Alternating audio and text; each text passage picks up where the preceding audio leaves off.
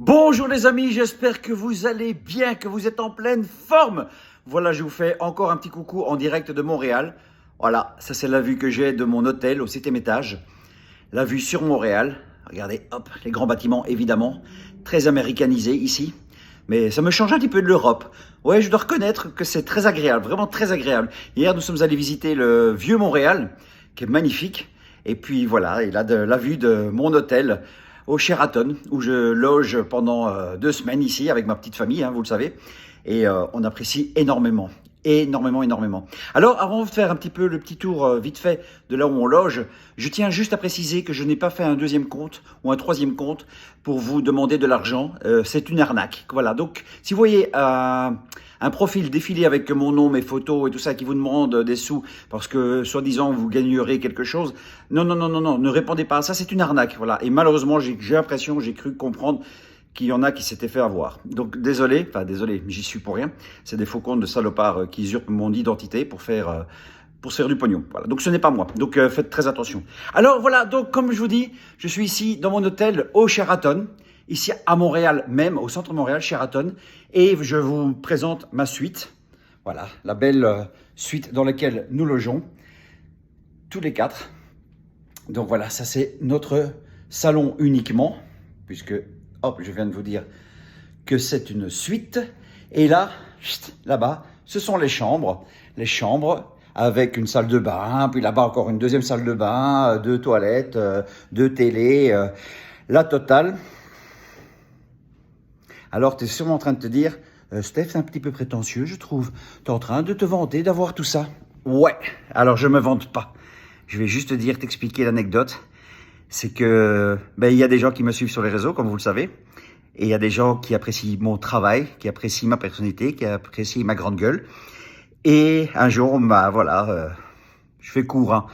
Un jour, voilà, on me contacte en me disant, Stéphane, le directeur du Sheraton est complotiste. Ah bon. Et pour te remercier, il aimerait t'inviter dans son hôtel. J'ai fait « Ah, waouh, c'est énorme !» Alors je dis gentiment « C'est gentil, mais j'ai déjà payé mon autre hôtel, quoi. Donc, voilà, je peux l'annuler, mais j'ai déjà payé et voilà, c'est pas grave, ce serait une autre fois. » Et puis il me dit gentiment « Combien t'as payé ton hôtel là-bas ?» Je lui dis le montant de mon hôtel, 10 fois moins cher qu'ici, évidemment. Ah ouais. Je dis « Voilà, j'ai payé autant pour 13 jours. » Eh bien, tu payes la même chose, sauf que je t'offre une suite. T'as piscine, t'as le sauna, t'as le jacuzzi, tu as le petit-déj, tu as les hors-d'œuvre, tout ça, voilà, cadeau pour tout le travail que tu as fait. Ah ok, j'ai pas refusé évidemment. Donc c'est pour ça que je m'en vante pas, mais je dis merci de nouveau, merci. C'est là ceux qui ont la haine contre moi, je crois qu'ils doivent faire dans leurs pantalons. Ça doit les énerver tout ce que j'ai en retour depuis toutes ces couillonnades. Et j'ai conscience de ce que je reçois. J'ai vraiment conscience. Je prends ça vraiment comme quelque chose de beau. Voilà, pas du tout comme quelque chose de prétentieux, ni comme quelque chose d'acquis. Pas du tout, parce que ça c'est une belle parenthèse dans ma vie, ici à Montréal. Il y a de bonnes ondes. Et justement, c'est marrant, parce que je vais vous faire part quelque chose un peu privé. J'ai souvent des angoisses ces derniers temps. Ça fait depuis 5-6 mois que j'ai quasi une angoisse tous les jours. Alors elle peut être petite, elle peut être grande, elle peut être très forte, elle peut être très très forte, mais j'ai des angoisses. C'est très fréquent, quasi tous les jours que j'ai une angoisse. Là, ça va faire 3 jours qu'on est ici, j'en ai pas eu une seule. C'est curieux, hein? Donc j'ai pas eu une seule angoisse, comme si c'était un petit peu mis de côté. Et c'est pour ça que je vous en parle, parce que c'est... attendez, je vais poser mon téléphone parce que je vais avoir une crampe à la main. Donc 2 secondes, hein, je vais juste poser mon téléphone. Ça sera plus simple pour te parler, d'accord? Donc voilà, c'est mieux comme ça? Voilà, c'est mieux comme ça, oui. Oh mon Dieu, ça bouge. Oui, voilà, c'est mieux comme ça. Voilà, oui. Hop, c'est mieux, voilà, c'est mieux. Donc, je te disais que il y a de bonnes ondes ici, et je vais te raconter vite fait une anecdote, avec par rapport aux ondes, parce qu'il m'est arrivé quelque chose qui est assez curieux. Je suis avec mon pote Adrien pour écrire mon film sur Gérard Depardieu. Ceux qui ont vu Bisous savent de quoi je parle, et ceux qui verront Bisous sauront de quoi je parle. Et donc je suis à la mer pour écrire Bisous avec mon pote Adrien. Il se fait que on devait se donner rendez-vous à Bruxelles pour prendre le train ensemble pour aller jusqu'à la mer du Nord. Moi, on vient tous les deux de Liège, mais à l'époque, je ne vivais pas encore à Liège, donc deux endroits différents. Et ce qui fait qu'on doit se rejoindre à Bruxelles, et mon train a du retard. Mon train est en retard, j'attends comme un couillon, et je vois que je vais arriver en retard au rendez-vous avec Adrien, donc je l'appelle, je dis écoute, c'est pas grave, donnons-nous rendez-vous à la mer du Nord, on se rejoint là-bas, tant pis, c'est comme ça.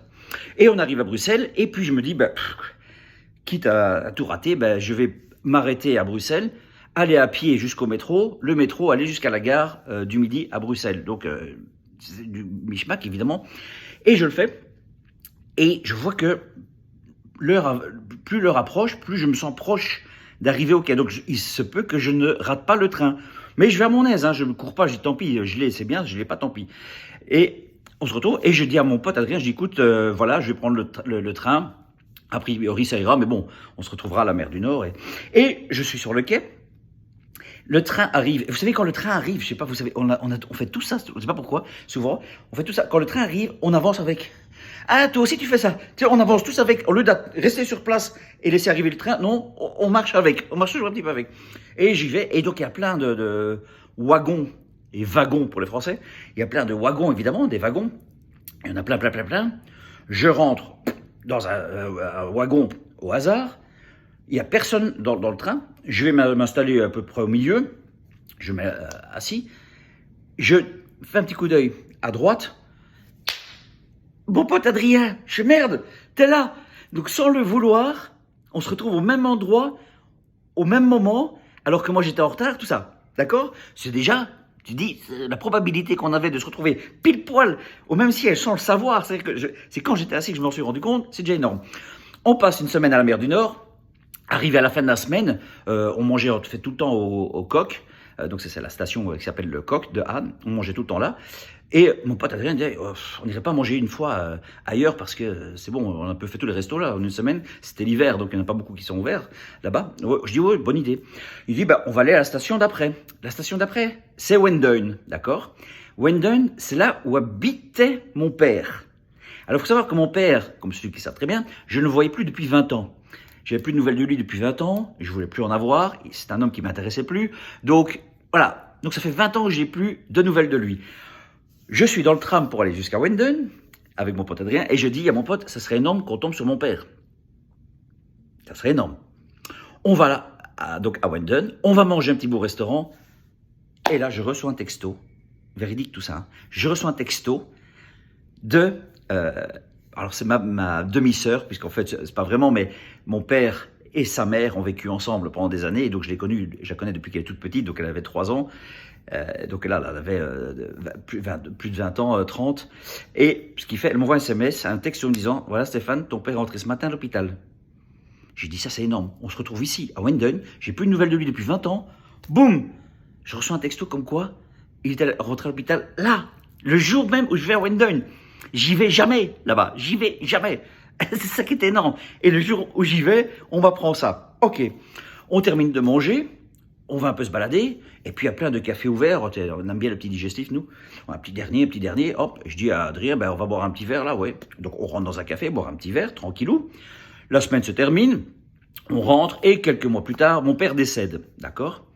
Mon père décède, et là, évidemment, ma belle-mère dit, Stéphane, est-ce que tu viens à l'enterrement? Je dis, oui, voilà, c'est derrière moi maintenant, ça sert à rien. Puis voilà, il y a quand même pour le remercier de m'avoir remis sur cette terre, je voulais juste être présent, juste pour ça, de m'avoir offert cette vie. Donc je dis, allez, oui, j'y vais. On va à l'enterrement. Tout se passe, et ma belle-mère, donc de l'époque avec lui, donc me dit, Stéphane, on va manger des petits sandwichs et tout ça, est-ce que tu veux bien t'accompagner, payer aussi, il y aura ses amis, tout ça, est-ce que tu acceptes de venir? Je dis, oui, on ira dans un café, ok, pas de problème. Donc voilà, on va à l'enterrement, et puis on va au café, on y va. Je regarde ma belle-mère, je fais, c'est ce café-là où on va? Elle me dit, oui, c'est celui où j'étais lorsque j'avais été manger.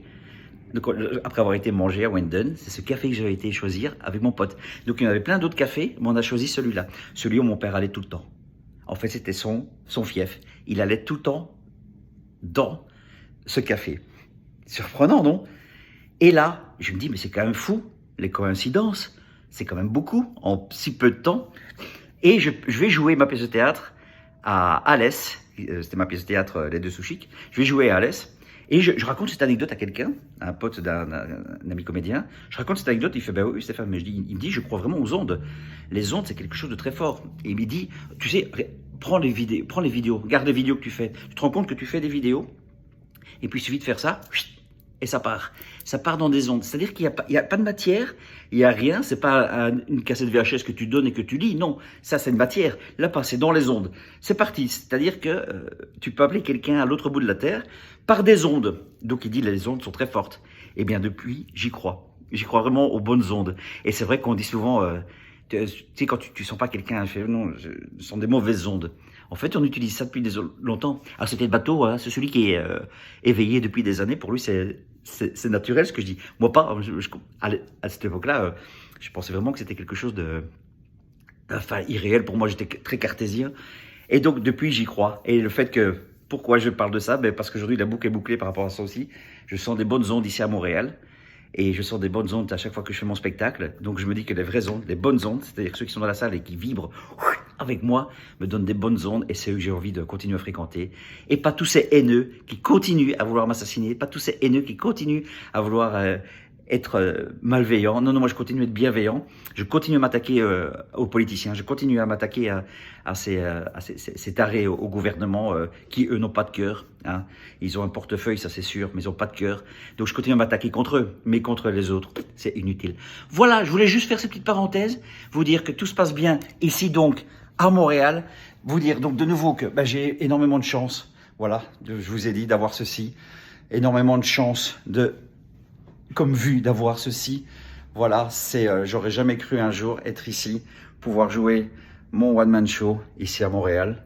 Et j'insiste, hein, mais je crois que vous vous rendez pas compte, le petit garçon que j'étais est aujourd'hui très touché par ça. Très touché. Et alors, toi, petit garçon qui me regarde, parce que je sais qu'il y a beaucoup d'adolescents, beaucoup d'enfants qui me regardent, vas-y, accomplis tes rêves. N'écoute pas que les adultes. N'écoute pas tous les adultes. Accomplis ton rêve. C'est le principal. C'est un rêve. Vas-y. Et il se réalisera, j'en suis sûr. Et voilà, je t'envoie des bonnes ondes. Prends-les. Allez, à tout bientôt, les amis. On lâche rien, hein, parce que j'ai encore lu des trucs rigolos. J'en parlerai demain, enfin, samedi, évidemment, dans ma revue de presse à Montréal. Et voilà. La vie est belle. La vie continue. Sauf avec le jet lag, j'ai un peu plus. Oui, j'étais debout à 4h du matin cette nuit. Enfin, ce matin à 13h pour vous. Enfin, je suis perdu. Je suis perdu. Allez, à tout bientôt les amis. Mouah. Bisous,